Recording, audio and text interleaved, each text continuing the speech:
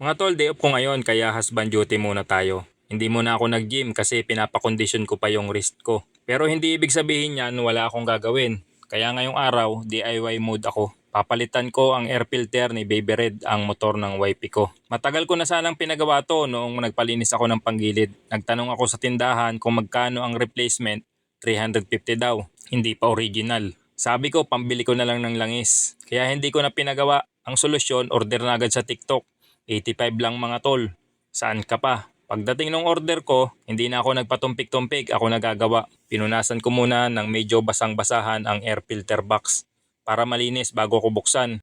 Tinanggal ko lahat ng screw, walang tinira. Pagbukas ko, boom, maitim na parang uling. Doon ko na-realize mga tol, sobrang expired na pala. Kasi dati akala ko okay lang yan. Pahangin-hangin lang sa mga pinapagpagawan ko. Hindi ko priority. Pero nang tiningnan ko yung Odo, 24,000 kilometer na pala si Baby Red. Air filter, hindi man lang napalitan. Talagang napabayaan ko na. Nag-research ako at doon ako natauhan, dapat every 10k to 12k kilometers nagpapalit ng air filter. Kaya ngayon, hindi na ako paisi-isi. Starting today, every 10 to 12k, palit agad, hindi na magpapalusot. Pagkatapos kong tanggalin yung luma, nilinisan ko muna yung loob ng box. Basahan lang pero pulido. Ayan mga tol, pinagkumpara ko ang luma versus sa inorder kong bago. Napakalayo ng diferensya. Isang parang uling at isang kulay green. Masyado akong nalibang. Hindi ko naging priority ang pagpapalit ng air filter. Napakahalaga pala niyan sa isang scooter dahil dyan dumadaan ang hangin at nagiging parang hingahan niya. Malapit na palang mag 4 years tong si Baby Red at ngayon lang napalitan ng air filter. Tapos kinabit ko na yung bago kong replacement. Binalik ko lahat ng screw, pantayang higpit, walang sablay. At ayun mga tol, tapos ng laban, malinis, sariwa at humihinga na ulit ng maayos si Baby Red. Kahit injured ang wrist, hindi dahilan para umatras. Basta kaya mo, gawin mo. Mas mabuting ang ikaw ang gumagawa kaysa umaasa ka pa sa iba. Mga tol, day off ko ngayon kaya husband duty muna tayo. Hindi muna ako nag-gym kasi pinapakondisyon ko pa yung wrist ko. Pero hindi ibig sabihin yan wala akong gagawin. Kaya ngayong araw, DIY mode ako. Papalitan ko ang air filter ni Baby Red, ang motor ng wifey ko. Matagal ko na sanang pinagawa to noong nagpalinis ako ng panggilid. Nagtanong ako sa tindahan kung magkano ang replacement, 350 daw. Hindi pa original. Sabi ko, pambili ko na lang ng langis. Kaya hindi ko na pinagawa. Ang solusyon, order na agad sa TikTok. 85 lang mga tol. Saan ka pa? Pagdating ng order ko, hindi na ako nagpatumpik-tumpik, ako nagagawa. Pinunasan ko muna ng medyo basang-basahan ang air filter box para malinis bago ko buksan. Tinanggal ko lahat ng screw, walang tinira. Pagbukas ko, boom, maitim na parang uling. Doon ko na-realize mga tol, sobrang expired na pala. Kasi dati akala ko okay lang yan. Pahangin-hangin lang sa mga pinapagpagawan ko. Hindi ko priority. Pero nang tiningnan ko yung Odo, 24,000 kilometer na pala si Baby Red. Air filter, hindi man lang napalitan. Talagang napabayaan ko na. Nag-research ako at doon ako natauhan, dapat every 10k to 12k kilometers nagpapalit ng air filter. Kaya ngayon, hindi na ako paisi-isi. Starting today, every 10 to 12k, palit agad, hindi na magpapalusot.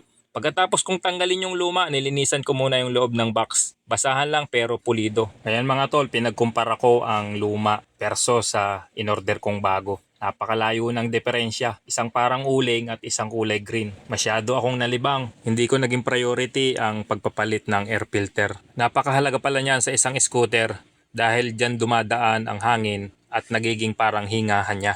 Malapit na palang mag 4 years tong si Baby Red at ngayon lang napalitan ng air filter. Tapos kinabit ko na yung bago kong replacement.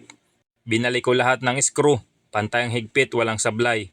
At ayun mga tol, tapos ng laban, malinis, sariwa at humihinga na ulit ng maayos si Baby Red.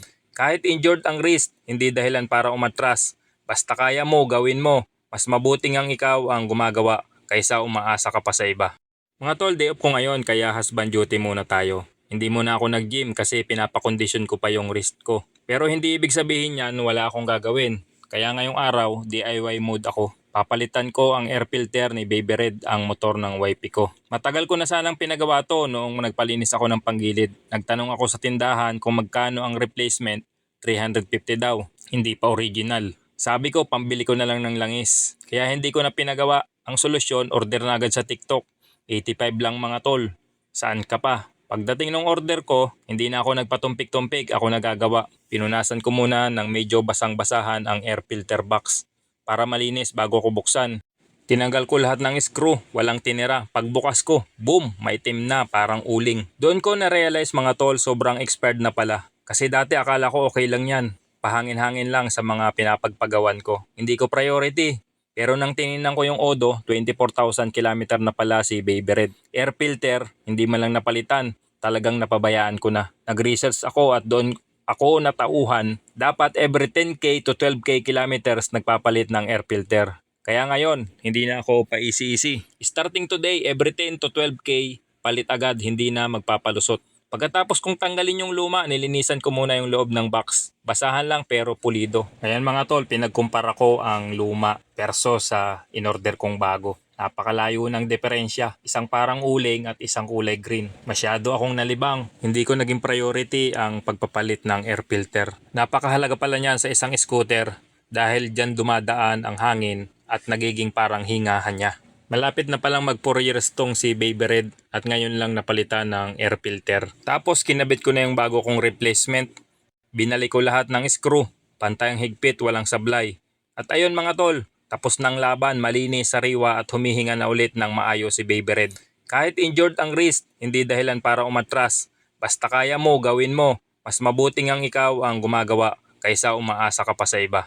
Mga tol, day off ko ngayon kaya husband duty muna tayo. Hindi muna ako nag-gym kasi pinapakondisyon ko pa yung wrist ko. Pero hindi ibig sabihin yan wala akong gagawin. Kaya ngayong araw, DIY mode ako. Papalitan ko ang air filter ni Baby Red, ang motor ng wifey ko. Matagal ko na sanang pinagawa to noong nagpalinis ako ng panggilid. Nagtanong ako sa tindahan kung magkano ang replacement, 350 daw. Hindi pa original. Sabi ko, pambili ko na lang ng langis. Kaya hindi ko na pinagawa. Ang solusyon, order na agad sa TikTok. 85 lang mga tol. Saan ka pa? Pagdating ng order ko, hindi na ako nagpatumpik-tumpik, ako nagagawa. Pinunasan ko muna ng medyo basang-basahan ang air filter box para malinis bago ko buksan. Tinanggal ko lahat ng screw, walang tinira. Pagbukas ko, boom, maitim na parang uling. Doon ko na-realize mga tol, sobrang expired na pala. Kasi dati akala ko okay lang yan. Pahangin-hangin lang sa mga pinapagpagawan ko. Hindi ko priority. Pero nang tinignan ko yung Odo, 24,000 kilometer na pala si Baby Red. Air filter, hindi man lang napalitan. Talagang napabayaan ko na. Nag-research ako at doon ako natauhan, dapat every 10k to 12k kilometers nagpapalit ng air filter. Kaya ngayon, hindi na ako pa-easy-easy. Starting today, every 10 to 12k, palit agad, hindi na magpapalusot. Pagkatapos kong tanggalin yung luma, nilinisan ko muna yung loob ng box. Basahan lang pero pulido. Ayan mga tol, pinagkumpara ko ang luma versus sa in-order kong bago. Napakalayo ng diferensya. Isang parang uling at isang kulay green. Masyado akong nalibang. Hindi ko naging priority ang pagpapalit ng air filter. Napakahalaga pala niyan sa isang scooter dahil dyan dumadaan ang hangin at nagiging parang hingahan niya. Malapit na palang mag 4 years tong si Baby Red at ngayon lang napalitan ng air filter. Tapos kinabit ko na yung bago kong replacement. Binalik ko lahat ng screw, pantayang higpit, walang sablay. At ayun mga tol, tapos ng laban, malinis, sariwa at humihinga na ulit ng maayos si Baby Red. Kahit injured ang wrist, hindi dahilan para umatras. Basta kaya mo, gawin mo. Mas mabuting ang ikaw ang gumagawa kaysa umaasa ka pa sa iba.